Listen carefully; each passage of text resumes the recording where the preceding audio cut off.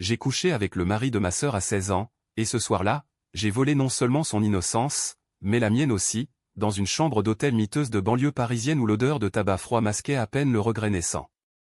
Ma mère m'a surprise, les yeux exorbités comme si elle avait vu le diable en personne, et elle m'a giflé si fort que le sang a coulé de ma lèvre, mélangeant le sel des larmes à celui de la trahison. Mais le vrai choc, c'est quand elle a murmuré « Tu n'es plus ma fille », et que mon père, ce colosse silencieux, a simplement hoché la tête, scellant mon exil d'un regard qui disait « Pars, et ne reviens jamais ». Des années plus tard, quand le téléphone a sonné un soir d'automne pluvieux à Lyon, et que sa voix tremblante a filtré à travers les parasites « C'est maman, ma chérie, il faut qu'on parle », j'ai su que le cycle recommençait, que la vengeance n'était pas un choix, mais une pulsion viscérale, comme respirer après avoir été noyé. J'ai raccroché lentement, le cœur battant au rythme d'un tambour de guerre, et j'ai souri pour la première fois depuis des lustres. Il pensait m'avoir brisé, mais il venait de me rendre mes armes. Paris, 2005.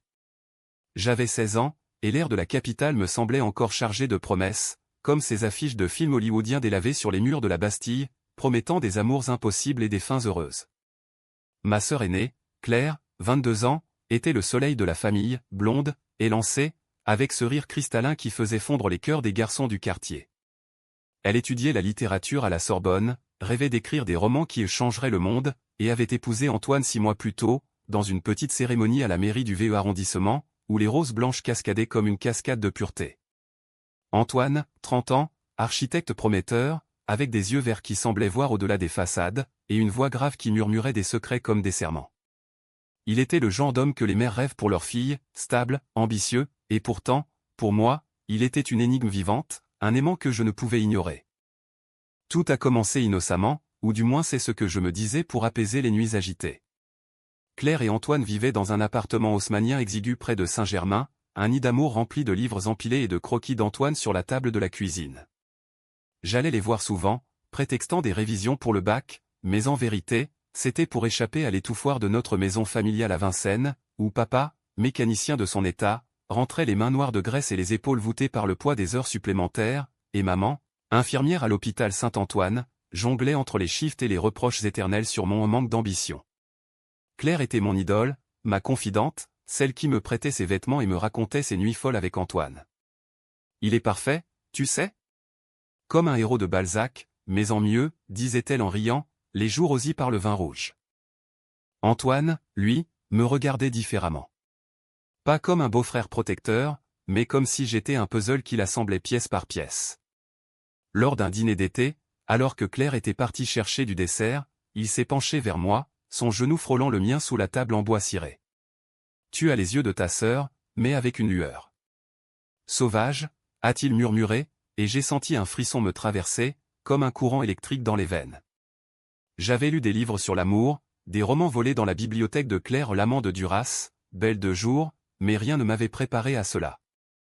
À 16 ans, on est un volcan endormi, prêt à exploser au moindre souffle de vent. Les semaines suivantes, les occasions se sont multipliées. Claire, absorbée par ses cours, me confiait des clés pour arroser les plantes. Sois discrète, ma puce, Antoine est souvent en retard avec ses chantiers. Et moi, je traînais, feignant d'étudier sur leur canapé usé, attendant qu'il rentre, la chemise sortie du pantalon, les cheveux ébouriffés par le mistral d'un chantier à la Défense. Nos conversations glissaient du banal à l'intime, il me parlait de ses rêves d'enfance, d'une mère partie trop tôt, d'une solitude qu'il comblait avec des plans d'architecture qui ne voyaient jamais le jour. Je l'écoutais, fasciné, et un soir, alors que la pluie battait les carreaux comme des doigts impatients, il a posé sa main sur la mienne. « Tu es plus que la petite sœur de Claire », a-t-il dit, et le monde s'est rétréci à cette paume chaude contre ma peau froide. Le lendemain, Claire était à un séminaire à Lille pour le week-end. J'ai inventé une histoire d'école pour passer la nuit chez eux. Antoine n'a pas résisté ou peut-être que c'est moi qui n'ai pas voulu qu'il résiste. Nous avons bu du vin, trop vite, et ses lèvres ont trouvé les miennes dans la pénombre de la chambre, un baiser qui goûtait le merlot et l'interdit. Ses mains, habituées à tracer des lignes droites sur du papier millimétré, ont exploré mon corps comme un terrain vierge, et j'ai répondu avec une fureur que je ne me connaissais pas, griffant son dos jusqu'au sang, mordant son épaule pour étouffer les gémissements qui menaçaient de réveiller les voisins. Ce n'était pas de l'amour, c'était une possession mutuelle, un vol dans la nuit, où chaque caresse était un coup porté à l'ordre familial que nous haïssions tous les deux en secret. Le matin, la culpabilité m'a frappé comme une nausée. Antoine fumait une cigarette à la fenêtre, nu jusqu'à la taille, et me regardait avec un mélange de tendresse et de terreur. Ça ne peut pas se reproduire, a-t-il dit, mais ses yeux disaient l'inverse. J'ai hoché la tête, remis mes vêtements froissés, et suis parti en courant vers le métro, le cœur en lambeaux. Mais le poison était inoculé. Les textos ont suivi, discrets au début où tu me manques déjà, puis plus audacieux. Claire rentrait, radieuse, ignorant tout, et je souriais en la serrant dans mes bras, sentant l'odeur d'Antoine sur ma peau comme un tatouage invisible. C'est ainsi que l'affaire a duré 3 mois, un été de mensonges et de rendez-vous volés, un hôtel anonyme à Montparnasse, une arrière-salle de café près de la Seine, même une fois dans la voiture d'Antoine garée sous les ponts, où le ronronnement du moteur couvrait nos souffles haletants. J'étais accro, pas à lui, mais à cette sensation de puissance, de détruire le piédestal sur lequel Claire trônait. Elle, si parfaite, si intouchable. Et Antoine ? Il était mon arme, mon secret, le fil qui me reliait à une vie que je n'aurais jamais sans elle. Puis, le couperet est tombé. Un soir de septembre, maman est venue me chercher à l'appartement sous prétexte d'une urgence familiale. Elle avait trouvé un message sur mon téléphone à ce soir, mon feu d'Antoine, envoyé par erreur. Son visage, d'habitude si doux, ridé par les nuits blanches à l'hôpital, s'est tordu en un masque de fureur. Elle m'a traîné dehors, me crachant des insultes en français et en provençal hérité de sa grand-mère, sale petite pute. Tu as sali ta sœur, notre sang. Papa l'attendait dans la voiture, les phares comme des yeux accusateurs. À la maison, le procès a duré des heures, cris, pleurs, gifles. Claire est arrivée en larmes, soutenue par Antoine qui feignait l'horreur. Comment as-tu pu, sanglotait-elle, et je n'ai rien dit, parce que les mots étaient inutiles face à leur hypocrisie collective. À l'aube, ils m'ont mise dehors. Un sac avec quelques vêtements, 20 € en poche, et la porte qui claque derrière moi comme un jugement final. Vincennes s'éveillait sous un ciel gris, indifférente à ma chute. J'avais 16 ans, et le monde était un désert hostile. Les premières semaines furent un cauchemar éveillé, une errance dans les artères froides de Paris comme une ombre sans substance. J'ai dormi sur les bancs du jardin des Tuileries, enveloppé dans un manteau trop fin, écoutant les touristes rire de leur vie parfaite tandis que le froid s'infiltrait dans mes os comme un reproche muet. La faim était une compagne constante, un vide qui rongeait non seulement l'estomac mais l'âme, me forçant à mendier des croissants rassis aux portes des boulangeries ou à fouiller les poubelles des marchés de rue. Je me souviens d'une nuit particulièrement cruelle, sous le pont des Arts, où la Seine charriait des bouteilles vides comme des promesses brisées, j'ai pleuré jusqu'à l'épuisement, me demandant si la mort serait plus miséricordieuse que cette solitude. Antoine m'a contacté une fois, un appel furtif depuis un numéro masqué. « Laisse-moi t'aider », a-t-il supplié, la voix brisée par la culpabilité. J'ai ri, un rire amer qui m'a surprise moi-même. « Aider ?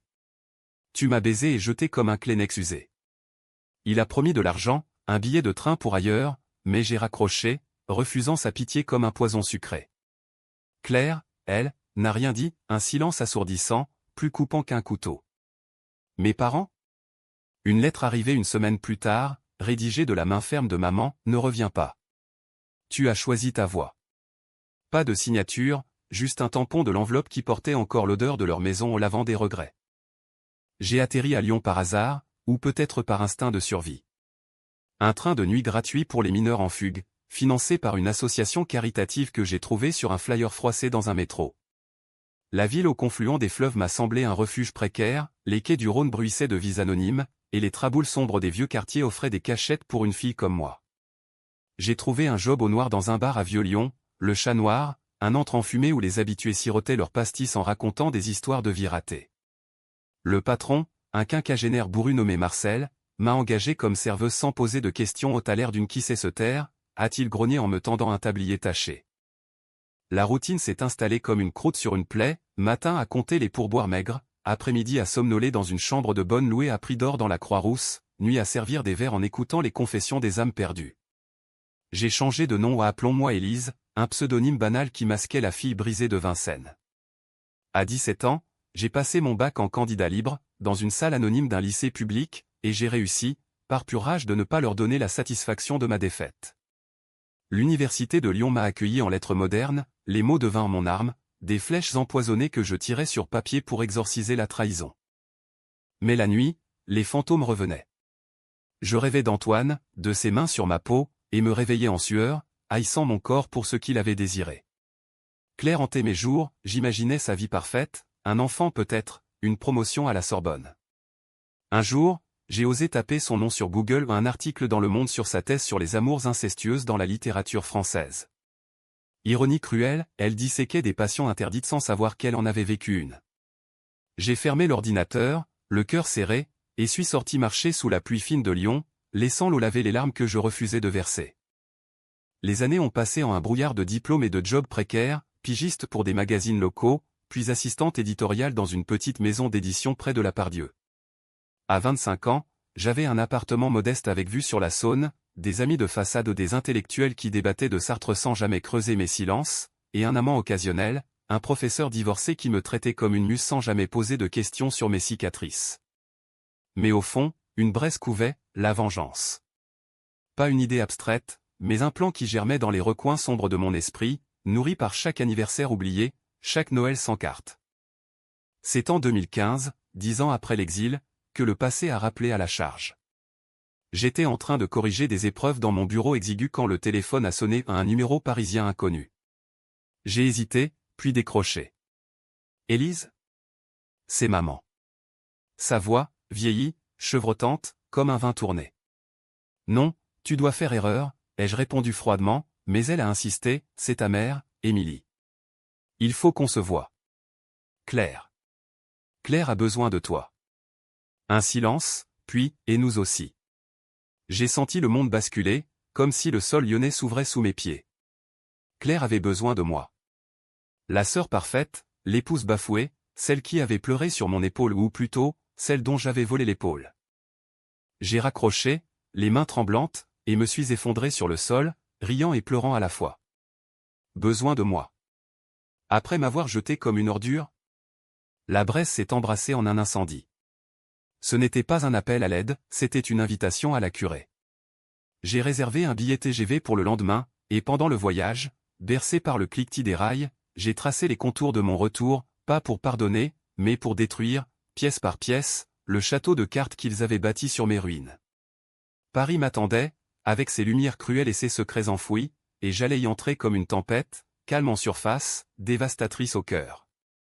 Le train a freiné en gare de Lyon avec un sifflement plaintif, comme un avertissement que j'ai ignoré. Paris, 10 ans plus tard, était la même bête vorace, les quais grouillants de voyageurs pressés, l'odeur de croissants chauds mêlée à celle des gaz d'échappement, et au loin, la tour Eiffel qui se dressait comme un doigt accusateur vers le ciel laiteux d'octobre. J'avais réservé une chambre d'hôtel anonyme dans le Marais, un bouge aux murs craquelés où les miroirs déformaient les visages, parfait pour une revenante comme moi. Avant de les affronter, j'ai marché, le long de la Seine, passant devant Notre-Dame encore en échafaudage après l'incendie, un symbole involontaire de ce qui m'attendait au descendre d'où renaître, plus fort, plus vengeur. Maman avait fixé rendez-vous dans un café du quartier latin, chez Marcel, un lieu chargé d'histoire où les existentialistes avaient jadis disséqué l'absurde. Elle était là, assise à une table en terrasse, voûtée sous un manteau gris, les cheveux blancs comme neige, le visage marqué par des rides que je ne reconnaissais pas. À ses côtés, papa, amaigri, les yeux baissés sur une tasse de café intacte. Pas de Claire. Où est-elle, ai-je demandé en m'asseyant, la voix neutre comme un scalpel. Maman a tendu une main tremblante, Émilie. Ma fille. J'ai reculé, comme brûlé. Ne m'appelle pas comme ça. Et réponds. Les mots sont sortis en cascade, un torrent de confessions maladroites. Claire était malade, un cancer du sein, stade 3, diagnostiqué 3 mois plus tôt. Les traitements à l'hôpital Saint-Antoine, ironie du sort, celui de maman n'y faisait rien, les métastases se propageaient comme un feu de forêt. Elle demande après toi, a dit papa, sa voix rauque d'un paquet de gauloises par jour. Elle dit que c'est le moment de se réconcilier. Avant qu'il ne soit trop tard. J'ai senti une pointe de triomphe, vite étouffée par une vague de nausée. Réconcilier ?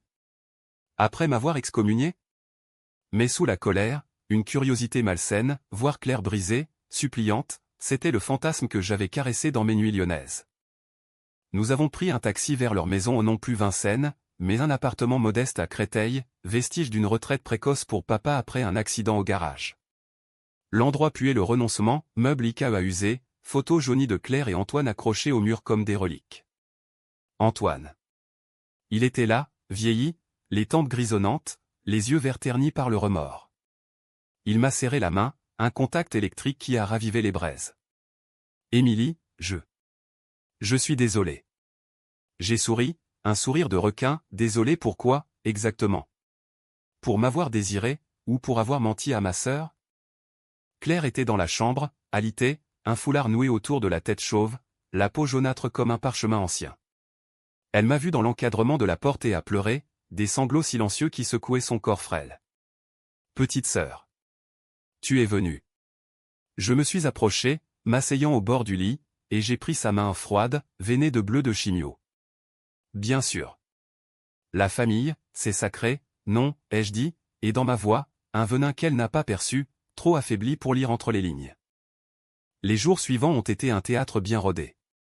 Je suis resté à Paris, prétextant un congé sabbatique à l'édition, logeant chez eux dans la chambre d'amis celle de Claire enfant, avec ses posters de Gainsbourg jaunis. Je cuisinais des potages fades, aidais maman à changer les perfusions, écoutais papa raconter des anecdotes sur ses chantiers passés pour distraire Claire de la douleur. Antoine rôdait, évitant mon regard, mais je sentais son trouble, des regards volés quand il croyait que je ne voyais pas, des excuses pour me croiser dans le couloir, son épaule frôlant la mienne. La tension était palpable, un fil tendu prêt à rompre. Au fil des visites à l'hôpital, Claire s'ouvrait, des regrets sur notre enfance, sur la façon dont elle m'avait laissé seul avec mes démons adolescents. J'aurais dû te protéger, murmurait-elle, ignorant que c'était elle, sa perfection, qui m'avait poussé dans l'abîme. Je hochais la tête, feignant l'empathie, mais intérieurement, je cataloguais ses faiblesses, ses peurs, les fissures dans l'armure familiale. Un soir, après une séance de chimio particulièrement rude, elle m'a avoué, Antoine et moi. On a traversé des tempêtes. Après toi, il y a eu des doutes, des disputes. Mais on s'est relevé. J'ai serré les dents, des tempêtes? Il avait continué sa vie, élevé des enfants peut-être, pendant que moi, j'errais. La vengeance prenait forme, non pas en un acte spectaculaire, mais en une érosion subtile, psychologique. J'ai commencé par des questions anodines, raconte-moi votre mariage, Claire. Les bons moments. Et elle parlait, libérant des souvenirs que je tordais plus tard dans des conversations privées avec Antoine où elle m'a dit que tu étais distant les premières années. Vrai? Il rougissait, bafouillait, et je plantais la graine du doute. Avec maman, je glissais des remarques sur le passé, tu sais, j'ai pardonné, mais papa. Il n'a jamais vraiment compris pourquoi vous m'avez chassé si vite. Ses yeux s'embuaient, et je voyais la culpabilité la ronger, nuit après nuit. Un mois passa ainsi, un mois de faux-semblants où Paris automnal, avec ses feuilles mortes qui crissaient sous les pieds, semblait conspirer à mon profit. Claire s'affaiblissait, mais son esprit restait vif, et un jour, elle m'a demandé, « Pourquoi es-tu revenu, vraiment ?» J'ai hésité, puis, pour clore le chapitre. Pour qu'on soit enfin des sœurs. Mensonge pieux, mais suffisant pour la faire sourire. Ce soir-là, seul dans la chambre, j'ai ouvert mon ordinateur et commencé à écrire, pas un roman, mais un journal, un manifeste de revanche, où chaque mot était une lame affûtée pour le jour où je frapperais. Ils pensaient me récupérer, ils ignoraient que j'étais venu pour les disséquer vifs. Noël approchait, et avec lui, l'illusion d'une trêve familiale que j'exploitais comme un marionnettiste tire sur ses fils. L'appartement de Créteil s'était paré de guirlandes bon marché et d'un sapin synthétique qui puait le plastique chauffé, un décor pathétique pour notre comédie. Claire, confinée au lit, insistait pour un dîner comme avant, dinde au marron, bûche de Noël, et des chants autour de la table. J'ai acquiescé, masquant mon dégoût, et passé des heures en cuisine avec maman, nos mains se frôlant sur les ustensiles comme des fantômes réconciliés. « Tu cuisines bien, ma fille ?» a-t-elle dit un jour, et j'ai failli lâcher le couteau, des années à survivre seul, ça apprend. Antoine était le maillon faible, et je l'ai ciblé en premier, avec la précision d'un architecte ironie, vu son métier. Lors d'une promenade forcée le long de la Marne, alors que les autres dormaient, je l'ai accosté dans le salon, un verre de vin à la main. On doit parler, pour de bon. Il a pâli, mais s'est assis, les épaules crispées. J'ai déballé tout, non pas en cris, mais en murmures factuels, comme un procureur expose des preuves. Tu m'as utilisé pour combler ton vide, Antoine. Et après? Tu as continué à baiser Claire en pensant à moi. Il a nié, bien sûr, mais ses yeux le trahissaient ce mélange de désir résiduel et de honte qui me donnait le pouvoir. Je l'ai poussé dans ses retranchements, évoquant des détails intimes que seule une amante connaîtrait, la cicatrice sur son ventre, la façon dont il gémissait mon nom dans l'extase. Claire le sait? Non. Imagine si elle l'apprenait maintenant, dans son état. Ce n'était pas une menace directe, mais une suggestion empoisonnée, et je voyais les rouages tourner dans sa tête, la peur de la perdre pour de bon, la culpabilité qui le rongeait déjà. Il a promis le silence, mais j'ai vu la fissure, des nuits d'insomnie, des regards fuyant vers Claire, des excuses pour s'absenter. Parfait. Avec Claire, c'était plus subtil, une guerre psychologique menée sur le terrain de l'émotion. Elle voulait des souvenirs, des rires partagés, alors je lui en donnais une version édulcorée, bien sûr. Souviens-toi de nos étés à Deauville. Tu étais si belle en bikini. Mais j'insinuais des doutes, Antoine t'aime vraiment, ou c'est la pitié qui le retient? Ses yeux s'assombrissaient, et elle serrait ma main plus fort, cherchant du réconfort dans celle qui l'avait trahi. Un soir, après une crise de douleur, elle a craqué, j'ai toujours su qu'il y avait quelque chose. Entre vous. Mais je l'ai nié, pour nous. J'ai feint la surprise, les larmes aux yeux, pourquoi ne m'as-tu pas haï plus? Et elle, parce que tu es ma sœur. Le sang ne ment pas. Oh, si elle savait. Les parents étaient les plus vulnérables, des remparts fissurés par les ans. Maman, avec sa foi catholique ébranlée, assistait à la messe quotidienne à l'église de Créteil, priant pour un miracle.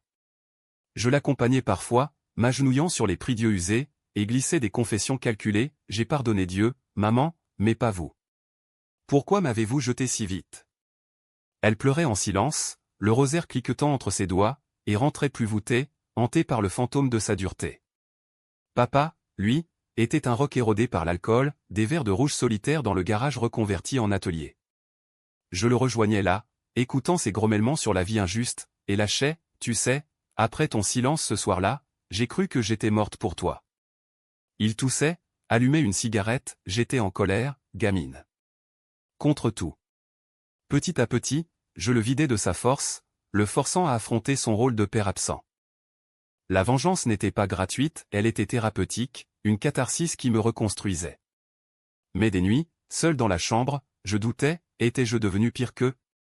Claire, dans sa fragilité, éveillait une tendresse traîtresse, un amour fraternel que j'avais cru enterré. Un matin, elle m'a offert un collier à un pendentif en argent avec nos initiales entrelacées, acheté des années avant l'affaire. Porte-le pour moi. Je l'ai mis, sentant le métal froid contre ma peau, et pour la première fois, la haine s'est teintée de pitié. Pourtant, le plan avançait. J'avais commencé à écrire une lettre pas pour l'envoyer, mais pour structurer ma rage, un récit fictif inspiré de notre histoire, soumis anonymement à un éditeur parisien. Liaison interdite, un titre qui sonnait comme une sentence. L'éditrice, une femme acérée nommée Isabelle, m'avait répondu, c'est brut, viscéral. Publiez-le, et ça fera scandale. Scandale, le mot était une clé. Si le livre sortait, voilé mais reconnaissable, il exposerait leurs secrets au grand jour, l'adultère, l'exil, la famille dysfonctionnelle. Pas de nom, mais assez de détails pour que les initiés tremblent. Antoine l'a découvert par accident, fouillant mon sac pour un paquet de cigarettes.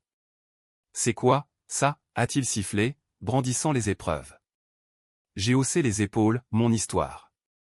Notre histoire. Il a blêmi, tu vas nous détruire. Nous. Tu veux dire vous. Moi, ça me libérera. Il a supplié, offert de l'argent, même une nuit pour l'ancienne fois, mais j'ai ri, trop tard pour les restes. Ce soir-là, une dispute a éclaté avec Claire, des voix étouffées traversant les murs, des accusations volées. Qu'est-ce qu'elle t'a dit, hurlait-elle. Il bafouillait, et je souriais dans l'ombre, sentant le poison circuler. Janvier arriva, gris et impitoyable, avec une rechute pour Claire, fièvre, infection, un séjour prolongé à l'hôpital. Je veillais, alternant entre sollicitude et sabotage subtil, omettre une pilule, exagérer une douleur pour alarmer les médecins. Pas pour la tuer, non, pour la briser, pour qu'elle doute de tout, y compris de son amour pour Antoine. Et ça marchait, elle me confiait ses peurs, et si c'était ma punition pour ne pas t'avoir gardé? Je hochais la tête, plantant la graine, peut-être que le destin nous rattrape tous. La famille se fissurait, et moi, au centre, j'étais la tempête qui les engloutissait. Février 2016. Le froid mordant de Paris s'infiltrait partout, même dans les couloirs stériles de l'hôpital où Claire dépérissait comme une fleur fanée sous la neige. Les visites étaient devenues un rituel, moi, portant des magazines People pour la distraire, maman tricotant un châle inutile, papa somnolent dans un fauteuil, et Antoine, ombre errante, évitant les regards. La tension culminait en silence lourd, ponctué de tout sautement et de bips de moniteur. Claire, entre deux doses de morphine, me serrait la main, promets-moi de ne pas les laisser s'effondrer sans moi. Je promettais, les lèvres pincées, sachant que c'était moi qui les poussais au bord du gouffre. Le livre était le pivot, l'arme fatale. Isabelle, l'éditrice, avait accéléré la publication, sortie prévue en mars, avec une promo agressive lecture publique, interview dans le Figaro littéraire. J'avais ajusté le manuscrit, amplifiant les détails, l'hôtel à Montparnasse décrit avec une précision photographique, les gifles de la mer comme des marques indélébiles, l'exil d'une adolescente sous les ponts comme une descente aux enfers dostoïevskiennes. Pas de nom, mais des pseudonymes évocateurs, Claire devenait Clémence, Antoine Alexandre, et moi Héloïse, une ombre vengeresse. C'est du Balzac moderne, avec du Freud en prime, avait commenté Isabelle lors d'un café au Flore. J'avais souri, si seulement elle savait à quel point c'était réel. La fuite a commencé par Antoine. Il avait volé une copie des épreuves, lu en secret, et confronté maman un soir où j'étais sorti. J'ai surpris la scène en rentrant tôt, cris étouffés dans la cuisine, assiettes qui s'entrechoquaient. C'est elle. Elle va tout balancer, hurlait-il. Maman, pâle comme un linceul, non, c'est impossible. Ma fille ne ferait pas ça. Mais le doute s'insinuait, et le lendemain, elle m'a interrogé, les yeux rougis, Émilie, dis-moi la vérité. Ce livre. C'est toi. J'ai nié, bien sûr, avec un air de martyr, maman, tu me crois capable de salir la famille encore plus. Elle a hoché la tête, mais ses mains tremblaient en servant le thé. Claire l'a su par un appel d'Antoine ou erreur fatale. Allongée dans son lit d'hôpital, entourée de tubes, elle m'a fixé de ses yeux fiévreux, c'est vrai, hein? L'histoire. Notre histoire. J'ai hésité, puis, oui. Mais c'est fiction, Claire. Pour guérir. Elle a éclaté en sanglots, un hurlement primal qui a fait accourir les infirmières. Guérir? En nous exposant? Tu me hais encore. J'ai feint le remords, caressant son front moite, je t'aime, grande sœur. C'est pour nous libérer toutes les deux. Mensonge, car au fond, c'était pour la voir se tordre, pour que la douleur physique pâlisse face à celle de l'âme. La famille implosait. Papa, rongé par la honte, a replongé dans la bouteille, des absences prolongées au bistrot du coin, rentrant ivre, marmonnant des excuses incohérentes. J'ai été un mauvais père, avouait-il un soir, la tête entre les mains. Je le consolais, glissant, mais tu peux réparer. Dis-le à Claire, avant qu'il ne soit trop tard. Il hochait la tête, mais rien ne venait, la paralysie du regret. Maman, elle, sombrait dans une dépression silencieuse, ne mangeait plus, priait des heures, et un jour, m'a confié un secret enfoui au son propre adultère, des années avant, avec un collègue d'hôpital. J'ai été faible, comme toi. J'ai utilisé ça, bien sûr, alors tu comprends. Le sang nous lie dans la faute. Elle s'est effondrée, me suppliant de ne rien dire, et j'ai promis, scellant son silence par la peur. Antoine était au bord de la rupture, des nuits blanches, des disputes conjugales par téléphone avec Claire si tu publies, je pars, menaçait-il. Je l'ai piégé une dernière fois, dans un café isolé près de Bastille. Achète mon silence, ai-je dit froidement. Il a sorti un chèque 5000 €, tout ce qu'il avait. J'ai déchiré le papier sous ses yeux, pas d'argent. Juste la vérité à Claire. Il a craqué, avouant tout, le désir pour moi, les remords, même une brève rechute 2 ans après l'affaire avec une collègue. Je ne suis pas l'homme qu'elle croit.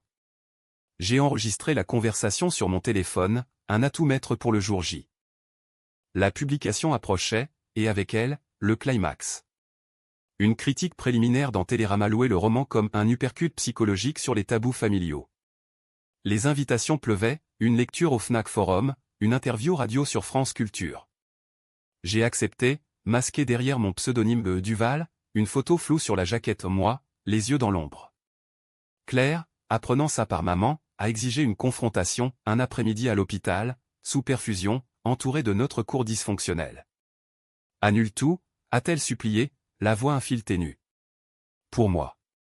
J'ai secoué la tête, c'est trop tard. Mais je te dédie le livre.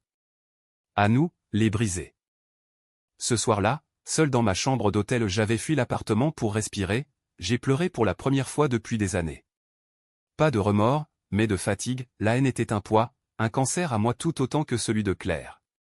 Pourtant, le lendemain, j'ai continué, appel à Isabelle pour finaliser la promo, texto à Antoine pour le tourmenter, dis-lui, où je le fais.